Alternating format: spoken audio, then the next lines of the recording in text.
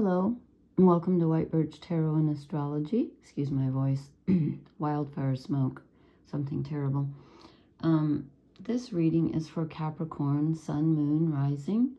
If you know your Mercury, Venus, and Mars placement, you might check that too. And I'm doing this for, actually today, June 1st, was and is still Venus conjunct Chiron. And I did a video, gosh, it's been 2 or 3 nights ago now, so please look for that because I didn't want to have to re-explain it 12 times. So I did a video on what Venus conjunct Chiron means. Chiron's the wounded healer. Venus is our love and relationship planet, how we relate to relationships and what we love and who we love and how we love. So and then I thought, why would I choose something kind of a difficult aspect like this to talk about? But I did. It's important though. And that's happening at 25 degrees of Aries.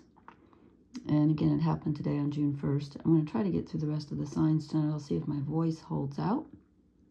So Capricorn, you don't have any outer planets moving or any planets in your sign right now. But on June 9th, Jupiter moves into Cancer, which will then be opposite us. And I say us because my sun and others, I have some other things in Capricorn. So that Jupiter being opposite us is going to be a bit challenging. I think that Sagittarius found it challenging to have Jupiter opposite them, but then again, Jupiter rules Sagittarius, so that was kind of like a double whammy. But I think this is going to be a little challenging for us. And also, Saturn and Neptune are in Aries, which squares Capricorn, and a square is an uncomfortable aspect. The most uncomfortable aspect, I think. I think it's even more uncomfortable than an opposition. And Saturn is at 0 degrees and Neptune's at 1 degree. And let's see. Saturn goes retrograde in July. And I didn't write down Neptune. I thought I did. I'm always a day late and a dollar short here. I thought I did. Neptune goes retrograde sometime. Oh well, I don't have it, but that's okay. Anyway, this Venus squaring, Venus conjuncting Chiron is about healing our primal wound, our deepest wound, which usually comes in childhood. So let's see what we get for Capricorn. Again, Sun, Moon, Rising. It's weird because I decided I was not doing reversals for these readings. And then I think I did one for Sagittarius. Maybe there was one other because they haven't been coming out in reverse. It's really weird. I said to myself, I'm not doing reversals, and none of the cards came out in reverse. But one did in this reading, and I kept it because it felt like it. It felt like it. We actually got 2 cards for just the overall energy for Capricorn.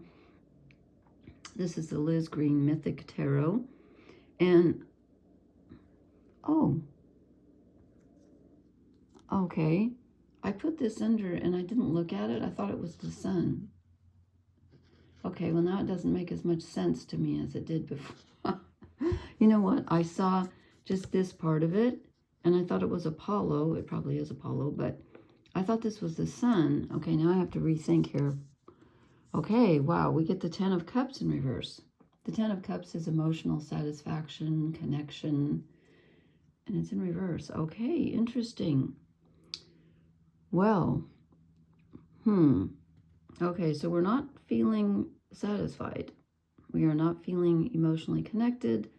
And I forgot to turn up the light on my iPad. I hope you can see this because I meant to turn up the brightness. I keep it down because I find it annoying, but I meant to turn it up and I forgot. So I thought this was the sun, and that made more sense to me. So I have to recalibrate my interpretation here. Okay, so we're not feeling emotionally satisfied. You know, our ruler, which is Saturn, is, as I said, conjunct Neptune in Aries, which is squaring us. And when Saturn is with Neptune, they are total opposites. Saturn crystallizes, it constricts, it puts up boundaries, it likes physical reality and time and, you know, its mortality. Neptune is the exact opposite of that. Neptune dissolves things. It's the ocean. We are all one. It's the imagination and dreams and illusion and romance. I love that energy. It's poetry and dancing and art. But when they're together, they couldn't be more different. And yet they can also help each other, because the imagination kind of just floats around and doesn't get much done unless there's some Saturn thrown in the mix, right? If you want to create something, you got to sit down and do it. That's Saturn.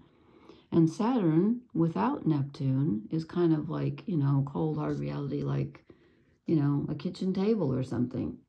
No offense, Saturn, but Saturn needs that. So they kind of need each other, but they don't really get along great. So when Saturn is conjunct Neptune, Saturn gets a little bit, I'm not going to say scared, but doesn't like that feeling of having the sand swept out from under his feet. He's trying to control things, and you can't control Neptune. You can't control the ocean. You can't control your dreams or your imagination, really. So that could be why some of this dissatisfaction is coming up. There's an emotional feeling of emotional, not so great. And that comes along with, this came out with it for our overall energy, the High Priestess. This is the subconscious, okay? And so this is Persephone going down into the underworld with her pomegranate and her lilies. And I think that could be contributing to our feeling of emotional dissatisfaction, because if you're Capricorn, you like things to be stable and secure. But the unconscious is neither of those things. So there's an element here of us taking a deep dive, and it could be, again, because Saturn is together with Neptune. And with Jupiter getting ready to move into the sign opposite us, into Cancer, that's going to kind of, it's going to present some opportunities. But again, Saturn prefers things to be under control. And there's not a lot of control going on right now. It's an odd time. So there's a feeling, I think, of perhaps feeling a little bit out of one's element, and maybe in the grip of the subconscious, which isn't really comfortable for Capricorn, because then I asked, what do we need to let go of? And I got the Ace of Pentacles. Well, this is Neptune, actually, but this is manifestation. This is reality. This is having something solid to hold on to at a very basic level. And it's what we need to let go of. So we need to let go of control. We need to let go of certainty. We need to let go of really stability, I think. I hate to say that, but I think we do, because I don't think this is a time when we're going to feel especially in control, nor should we. Because, if you have any points in Capricorn, and I assume you do or you wouldn't be watching this, we just finished not that long ago having Pluto move through the sign of Capricorn, and oh my God. All I can say is, my life just got totally shattered, and it's not the same. I mean, I'm still here, but I'm a different person. My whole life is different. And so I kind of feel like all Capricorns, if you have a lot of Capricorn energy, from 08 to like, when did Pluto leave? Was it 2024 or was it sometime? I should remember, because I was so glad. Anyway, Pluto's at the beginning of Aquarius now. So I think there's that feeling of we don't really have anything solid to hold on to right now. It's more of an unconscious vibe. Then I said, what do we need to move toward? Well, we need to move toward balance. This is the card that's for Sagittarius. And so it represents hope and faith and generosity, which is interesting since Jupiter rules Sagittarius. And as I said, Jupiter is going to move into Cancer on June 9th, which is really interesting since, the symbol for Cancer is the 6-9, and it goes in on 6-9, June 9th. I mean, that doesn't mean it. I don't know what that means, but I just thought it was interesting. So we need to achieve a balance, I think, between stability and having faith and letting go, between giving and receiving, between Saturn, stability and reality, and Neptune, imagination and romance. It's really a time to be in the middle, to be like a bridge between the two. There's the rainbow going all the way around. You know, it's balancing the energies, which really, with Saturn and Neptune together, that's not an easy task, but it's fruitful if you can do it, because you can then manifest things that you can imagine. It's great for artistic creation. It may not feel great, but it really can be most productive. And then I said, what's our challenge? Well, we get our own card. And you're like, why is that the card for Capricorn? I know. I'm actually not sure, except that I do think that Liz Green, and I've always wondered this, if the name Satan had anything to do with Saturn, since they're so close. And she said yes. In fact, she's got a book about Saturn. I highly recommend it. It's called Saturn, A New Look at an Old Devil. Yeah, so anyway, so this is, our challenge is to take a look at where we are stuck in old behavior patterns, which is, of course, Venus conjunct Chiron, because it's healing the wound. The wound is where you're stuck. And again, most wounds, if you think about it, have been caused by relationships, because what's the most important thing as a human? To me, it's relationships. It's how we were raised, how we were loved, what we were, told about life and ourselves and everything. So this is really taking a deep dive into the subconscious. And I know this sounds like a broken record, but that's what this aspect means. And we've had a lot of this lately, especially with Pluto having moved through our sign for so many years, and finally it's out. But we're not done looking at where we are stuck and where are we being controlled. And if you have a need to control others, I'm going to say that it usually means that you're being controlled by the need to be controlling and the need for control. Because if you're stable and certain, you don't feel like you have to control everything. Then I asked, what's the best possible outcome? And 2 cards came out, and are they ever good? We get the 2 of Cups, which is emotional union.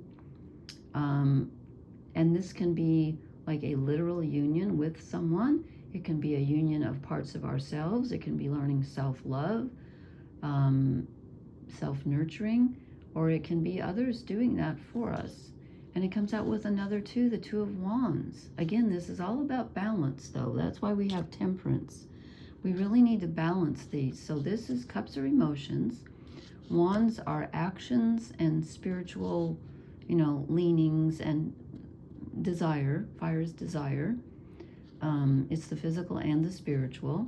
So it's where we put our energy. So we need to balance. Where we put our energy needs to be where our heart is, where our true emotions take us. And that will be possible.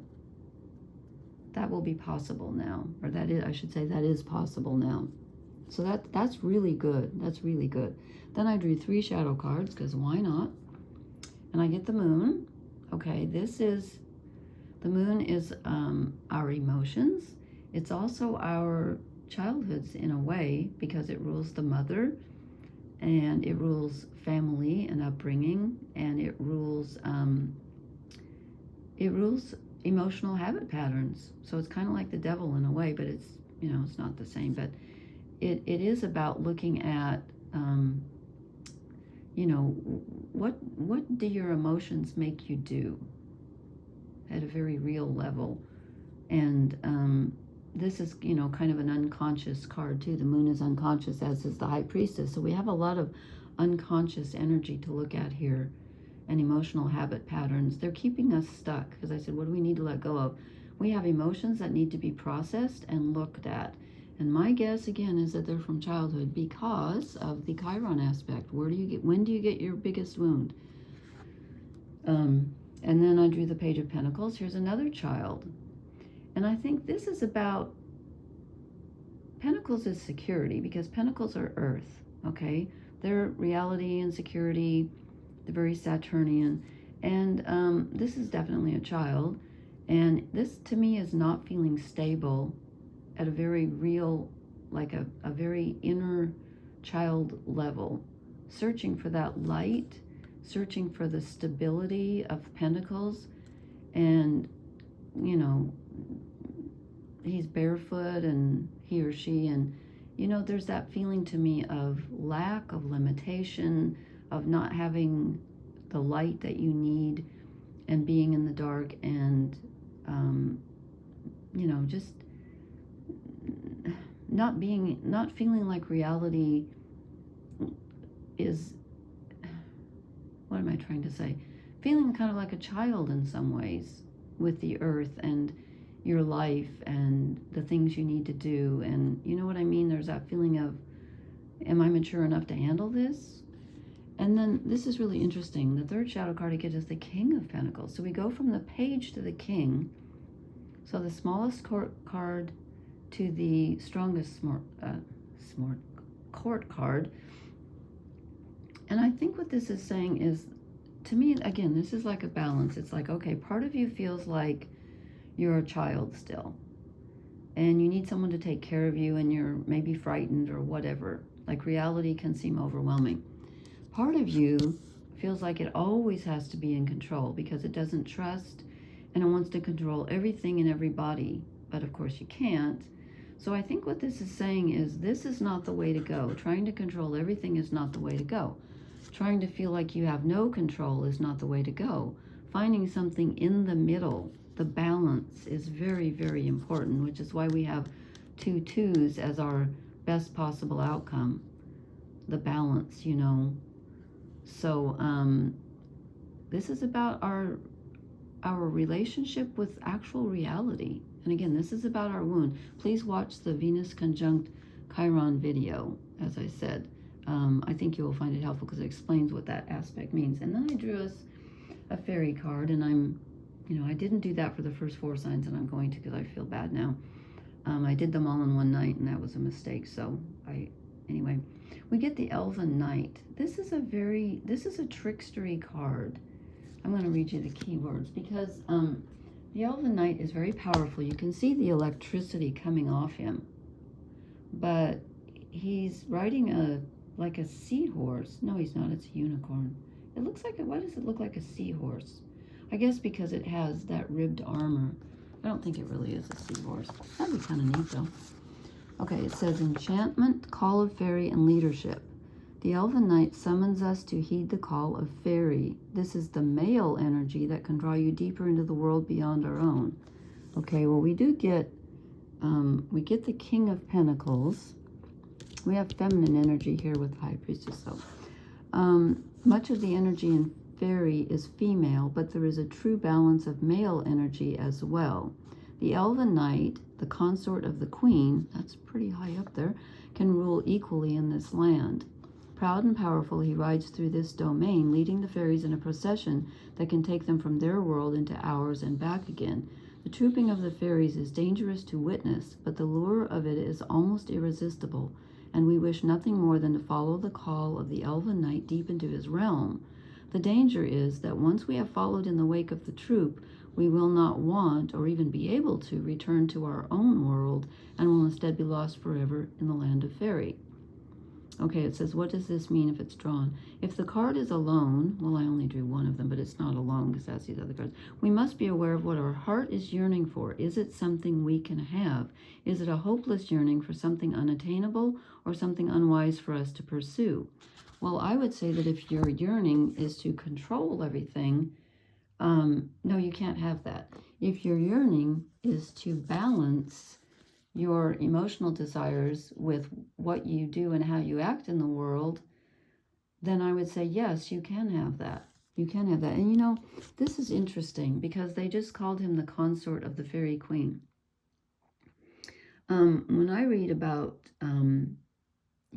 fairy stuff, the consort of the queen is often like the Green Knight, or sometimes he's a very Pan-like figure. He's a satyr with the hooves and the horns and all that, which is very, where's my devil card?